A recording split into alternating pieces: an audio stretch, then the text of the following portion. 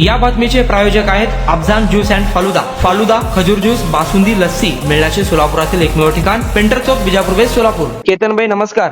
बोला ना. आमच्या लोकप्रधानमध्ये एक डिबेट चालू आहे. बर. त्यामध्ये आता काही म्हणजे तासापूर्वी बोरामणे नाका येथे अपघातात एकाचा जीव गेलेला आहे. होय. आणि सोलापूर होय. शहरात प्रमुख चौकाचे वारंवार अपघात होत आहेत.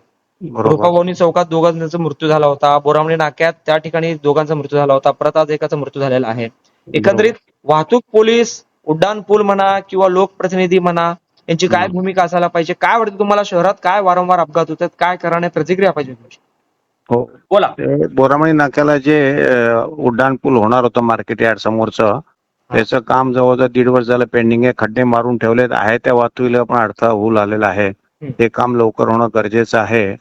त्या मार्गाला जड वाहतूक चालू आहे, त्यामुळे तिथं करणं अत्यंत गरजेचं आहे. शहरात जड वाहतूक बंद आहे, तरी सुद्धा वाहनं पोलिसाच्या नजर चुकीने किंवा पोलिसाच्या संगनमताने आत येतात आणि बोरामणी नाक्याला त्याचे ऍक्सिडेंट होतात. ही फार चिंताजनक गोष्ट आहे. प्रत्येक पोलीस ट्रॅफिकचं न बघता कोपऱ्या सेटलमेंटच बघत असतो. ही फार अपमानाची गोष्ट आहे आणि परराज्यातल्या गाड्या अडवण्यामध्ये ते मग्न असतात. त्यामुळे त्यांचं जर ट्रॅफिक कंट्रोल किंवा सिग्नल व्यवस्थित चालू नाही राहिल्यामुळे अपघात होत असतात. अत्यंत खेदजनक गोष्ट आहे. आणि सोलापूरचं उड्डाण पूल सध्या होण्याची शक्यता कमी आहे, कारण की 49 जागा आपल्या सरकारी आहेत ते अजून ताब्यात घेतलेल्या नाही आहेत. तोपर्यंत छोटे छोटे जिथं असं ट्रॅफिक अडथळा आहे तिथं छोटे छोटे उड्डाण पूल करणं ताबडतोब गरजेचं आहे, असं आमचं मत आहे. हा, उड्डाण केतनभाई, आमचे सहकारी वरिष्ठ पत्रकार झहूरभाई आहेत, ते तुम्हाला प्रश्न विचारतात.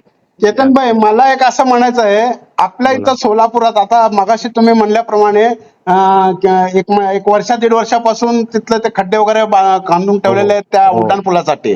पण नेमकं आता ते उड्डाण पूल होणार कधी? आणि मीच आता जवळजवळ माझा वय 54 वर्ष आहे. मी नुसतं ऐकत येत होतं की आता इथं उड्डाण पूल होणार आहे, उड्डाण पूल होणार, पण फक्त नुसतं कागदी उड्डाण पूल झाल्यासारखं दिसतंय. हे नेमकं ते प्रत्यक्षात आपल्याला आपल्या या चालू युगामध्ये पाहायला मिळणार का ते उड्डाण पूल? निश्चित करणं काम आहे. लोकप्रतिनिधी ज्या हिशोबाने वायदे केलते आणि ज्या हिशोबाने लोकांनी निवडून दिलं त्याचा विश्वासघात होत आहे असं म्हणण्यास हरकत नाही. नुसतं मुख्यमंत्री येऊन घोषणा करून फायदा नाहीये. प्रॅक्टिकल ग्राउंडवर जे चाललेलं आहे त्याच्यासाठी बारकाईने बघणं काम आहे. आमदार आणि नगरसेवकांनी आणि खासदारांनी तिघांनी जर प्रयत्न केला तर अवघड गोष्ट नाहीये. कुठं अडथळा आहे ते अडथळ्यातून मार काढणं गरजेचं आहे. आता जे मोठा उड्डाण पूल होणार आहे तो 49 सरकारी जागा ताब्यात घ्यायला 11 वर्ष लागले. अजून 11 वर्ष ते का होणार नाहीये. तूर्त आता छोटे छोटे उड्डाण पूल करणं गरजेचं आहे. जसं डेक्कनला आपल्याला गरवारे पूल वगैरे आहेत त्या टाईपनं खालनं आणि वरनं दोन्ही वाहतूक चालू राहते.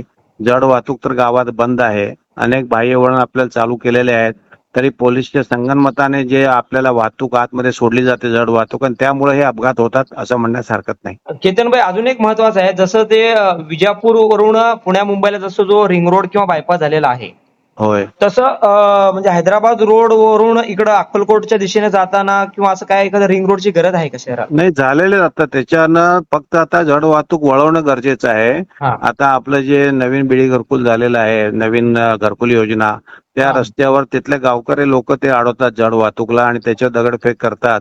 ते बंधन केलं तर ते सगळे ट्रॅफिक वाहतूक तिकडे जाते. हैदराबाद रोडवरनं बिजापूर रोडवर ऑटोमॅटिक येते.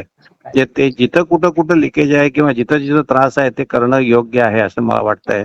आणि बाह्यवळण सध्या आता भरपूर आहेत आणि त्या बाह्यवळणावरनं फक्त ट्रॅफिक वळवणं गरजेचं आहे, पोलीस लोक उभारून, तर गावातली ट्रॅफिक. हा केतनभाई, यावरती आपले जे लोकप्रतिनिधी आहेत होय, त्यांची यावरती काय भूमिका आहे? त्यांनी काय भूमिका घेणार किंवा त्यांना काय भूमिका त्यांनी घ्यायला पाहिजे?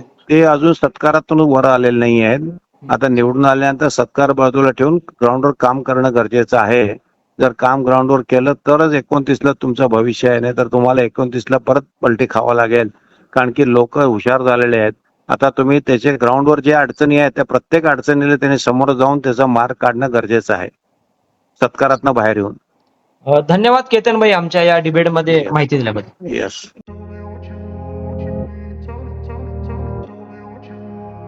सोलापुरात गेल्या 25 वर्षापासून फ्रेश ज्यूस मिळण्याचे एकमेव ठिकाण अफजान ज्यूस अँड फालुदा. आमच्या इथे स्पेशल फालुदा, खजूर ज्यूस, स्पेशल बासुंदी, स्पेशल आमरस, त्याचबरोबर स्पेशल मलई लस्सी मिळेल आणि त्याचप्रमाणे विविध फ्रेश फळाचे थंडगार ज्यूस उपलब्ध. फॅमिलीसाठी खास ज्यूस पिण्याची स्वतंत्र सोय, पार्सलची सुविधा. आता घर बसल्या झोमॅटोवर ऑर्डर करा अफझान ज्यूस अँड फालुदा. तर मग चला ना, अफझान ज्यूस अँड फालुदा येथे एकदा अवश्य भेट द्या. आमचा पत्ता पेंटर चौक, विजापूर वेस्ट, सोलापूर. कॉन्टॅक्ट 9860804055.